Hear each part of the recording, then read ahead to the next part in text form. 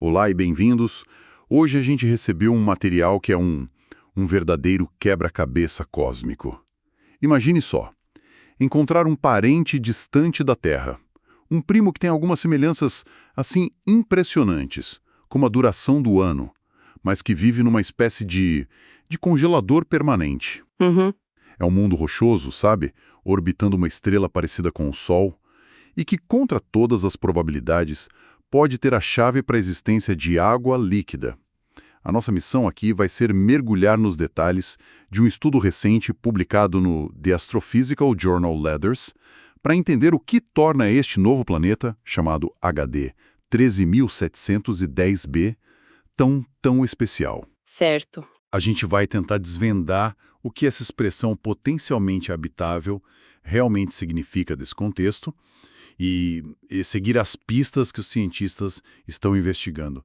É quase um trabalho de detetive, só que em escala interplanetária. Ok, vamos começar pelo começo. Como é que se encontra um planeta a 146 anos-luz de distância? A parte que eu achei mais incrível é que essa descoberta veio da análise de dados do telescópio espacial Kepler. E o Kepler foi desativado em 2018. Pois é. Como é que um telescópio que já se aposentou continuou a nos dar presentes como este?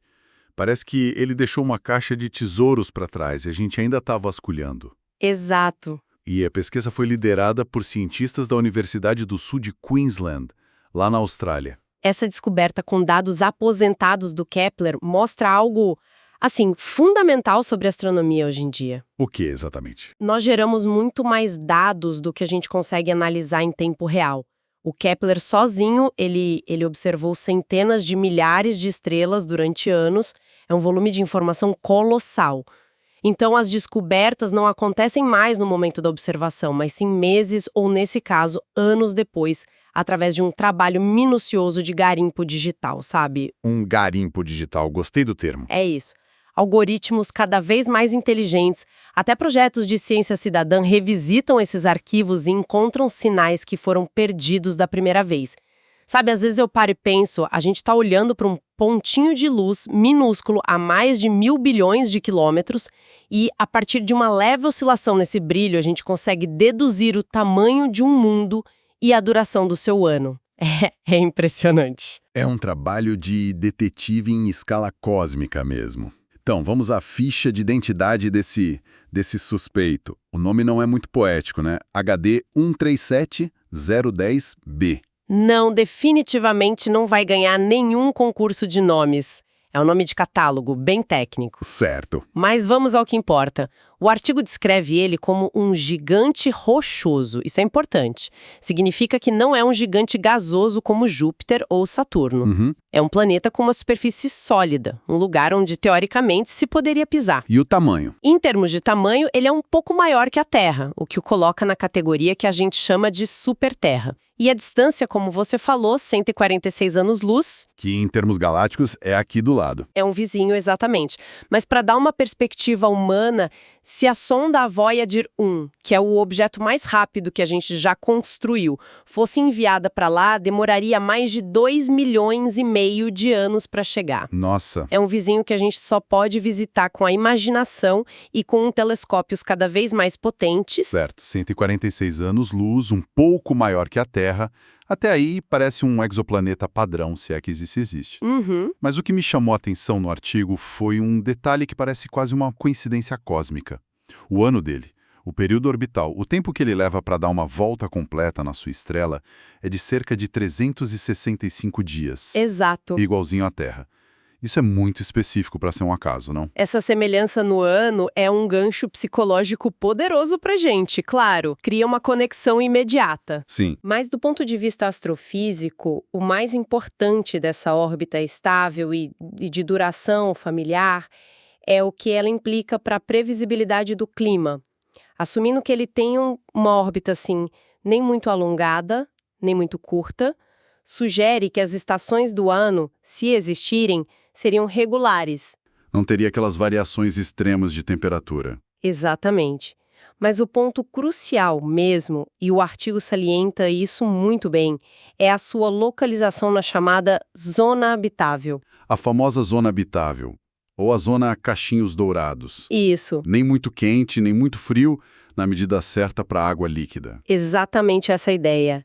É a faixa de distância orbital em torno de uma estrela, onde a radiação que chega na superfície de um planeta rochoso permitiria, teoricamente, a existência de água em estado líquido. Sei. Se estivessem mais perto, a água evaporaria, se estivesse mais longe, congelaria. Mas estar na zona habitável não é uma garantia de vida, né? Longe disso. É importante frisar isso. Vênus e Marte estão nas bordas da zona habitável do nosso Sol, e um é um inferno de ácido e o outro um deserto gelado. Certo. Mas a água líquida, até onde a gente sabe, é o pré-requisito número 1 para a vida como a conhecemos. Então, encontrar um planeta rochoso, de ano familiar, bem no meio dessa zona, é o que faz os alarmes de alvo interessante soarem em todos os observatórios. Espera aí, agora algo não fecha para mim. A gente acabou de estabelecer que ele está no lugar perfeito, a zona habitável, com um ano igual ao nosso, e agora o artigo diz que a temperatura máxima na superfície dele é de menos 68 graus Celsius. Uhum. Uma coisa parece anular a outra. É um balde de água fria, literalmente. Como é que um planeta no lugar perfeito pode ser um baita de um freezer? É uma contradição aparente. E é exatamente isso que torna este planeta um quebra-cabeça tão fascinante. A resposta não está na distância, mas na fonte de calor, a estrela. A estrela dele? Isso. O artigo descreve a estrela HD 1370010 como semelhante ao Sol. Mas isso pode ser um pouco enganador. A gente ouve isso e imagina um clone do nosso Sol. Mas é mais como uma prima um pouco mais velha, mais fria e menos brilhante. Ah, entendi. Tecnicamente, é uma estrela do tipo K, uma anã laranja, enquanto o nosso Sol é do tipo G, uma anã amarela. Ela emite significativamente menos energia. Então, mesmo ele estando na distância certa... Mesmo estando a uma distância que seria perfeita no nosso sistema solar, ele está recebendo muito menos calor. É como se entrasse a distância certa de uma fogueira, mas a fogueira está com as brasas se apagando. Entendi. Então, a zona habitável não é uma linha fixa no espaço, ela muda de tamanho dependendo do tipo da estrela. Exatamente. Para uma estrela mais fria, a zona habitável é muito mais próxima dela. E este planeta, apesar de estar lá, ainda assim congela. Exato. A habitabilidade é um conceito muito mais complexo do que apenas a distância. Envolve a idade da estrela, o seu brilho, o tipo de radiação que ela emite. É uma dança complexa entre o planeta e a sua estrela. E, nesse caso, a dança resulta num mundo gelado. Tá, então a gente tem um planeta no lugar certo, com o ano certo, mas orbitando uma estrela meio fraca, o que o transforma num deserto de gelo. A conta não fecha. Caso encerrado. É só mais uma rocha congelada para a lista. Não tão rápido. É aqui que a história dá uma guinada, assim, digna de ficção científica. E o estudo abre uma porta para uma possibilidade muito mais otimista. E qual seria? Se este planeta tiver uma atmosfera significativamente mais rica em dióxido de carbono do que a da Terra, o cenário muda completamente. Ah, então entra em jogo o efeito estufa. O vilão do nosso aquecimento global aqui na Terra poderia ser o herói lá. Precisamente, o efeito estufa em si não é mau.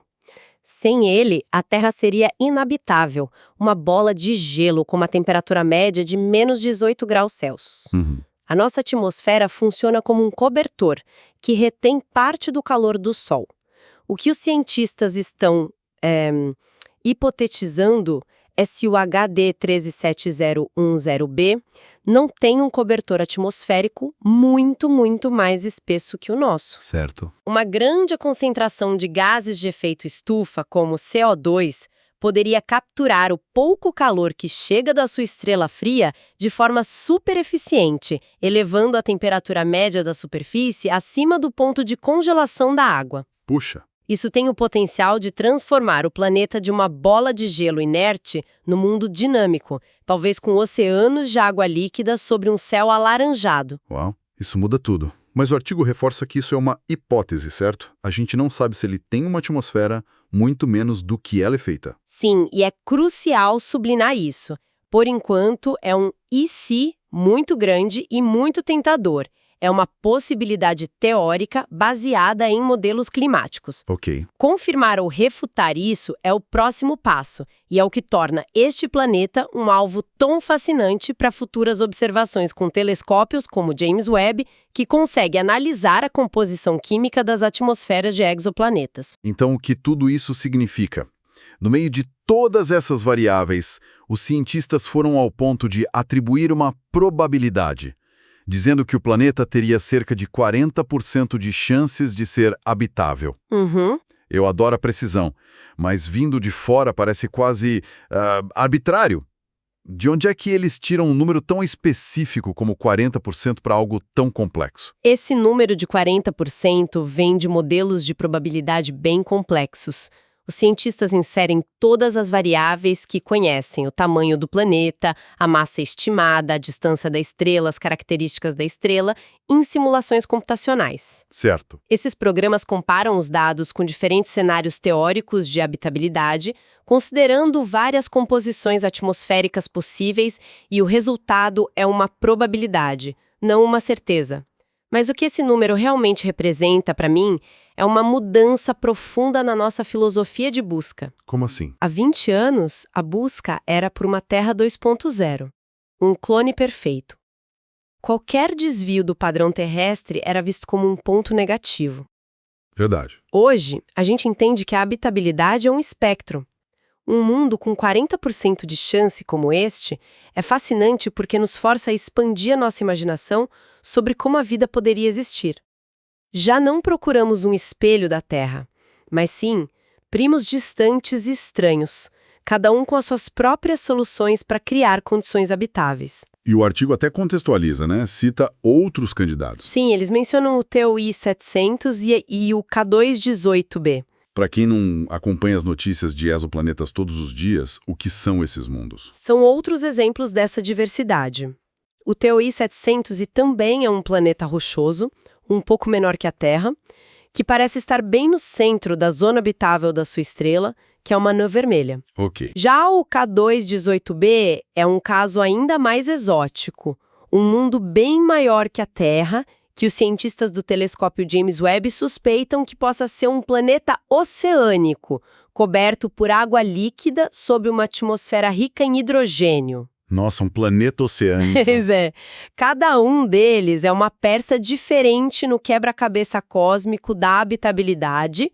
A busca não é por um único planeta perfeito, mas sim por construir um catálogo de mundos promissores para entender a variedade de planetas que a galáxia pode criar. Em resumo, então, o que temos é um novo vizinho cósmico que é, acima de tudo, intrigante. Sem dúvida. O HD 13710b é um planeta de contrastes. Tem um ano como o nosso, mas temperaturas de congelação profunda. Está no lugar certo, na zona habitável, mas talvez orbitando a estrela errada. A menos que a sua atmosfera guarde uma surpresa, um super efeito de estufa. Exatamente. O que essa descoberta realmente nos oferece é a noção de potencial. É um lembrete poderoso de que as condições para a vida, ou pelo menos para a existência de água líquida, podem surgir de formas muito diferentes daquelas a que a gente está habituado aqui na Terra. Uhum.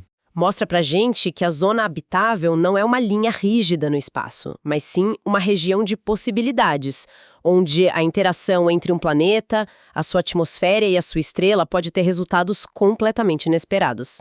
E isso me leva a uma última reflexão, um pensamento um pouco vertiginoso. Diga. O estudo sugere que uma atmosfera rica em dióxido de carbono, algo que aqui na Terra a gente vê como um problema climático grave, a causa de uma crise existencial, Certo. poderia ser exatamente o ingrediente necessário para tornar este mundo gelado habitável. Aquilo que é um veneno para o nosso equilíbrio climático poderia ser o elixir da vida para outro mundo. É uma perspectiva que nos força a ter uma certa humildade cósmica. Exatamente. E isso nos faz questionar nossa própria definição de um planeta ideal. Para o mundo ser habitável, ele precisa ser uma cópia exata da Terra? Ou será que aquilo que a gente considera uma falha ou um excesso no nosso próprio mundo pode ser o ingrediente essencial para o florescimento da vida em outro lugar?